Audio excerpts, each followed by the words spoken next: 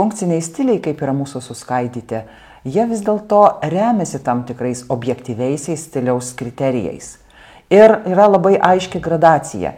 Yra tam tikrų stilių, kurie labai griežtų normų laikosi ir natūralu kitoje pusėje yra tie, kurie normų gali ir nebūti ir iš viso galima kalbėti, kad pavyzdžiui koks buitinis ar šnekamasis ar apskritai yra stilius, nes daugelėje užsienio autorių tai nevertinama kaip funkcinis stilius. O tas pirmasis, pats griežčiausias, visur yra sakoma, kad tai yra administracinis stilius. Bet reikia nepamiršti vieno dalyko, kad kiekvienas stilius yra skirstomas į postilius ir žanrus. Ir tas pats administracinis stilius taip pat, jis turi kelis postilius.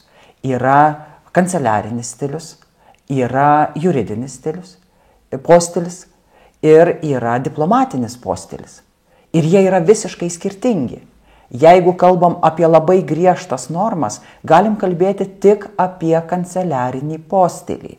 Ir apie jo visus žanrus. Tai yra prašymas, tai yra gyvenimo aprašymas, tai yra skundas. Tie dalykai, kurie, galima sakyti, yra daugiau nekalbiniai dalykai, o susiję su archyvų departamentu, kad jis turėtų kaip juos archyvuoti dabar kompiuteryje. Ir čia tikrai tam tikra raiškos priemonių sistema negali būti mano asmeninė. Aš negaliu parašyti, mielas direktorėlį, išleiskite mane atostogėlių. Tikrai taip. Tačiau, kai mes einam į kitą postilį, pavyzdžiui, diplomatinį, ką mes matome? Mes iš esmės matome tik konvencijas, o kaip šnekasi tarpusavėje diplomatai, juk mes nežinome. Kokių raiškos priemonių jie prisigalvoja, taip pat nežinome. O kitas juridinis postilis, kaip rašomi įstatymai. Įstatymai turi savo tvarką.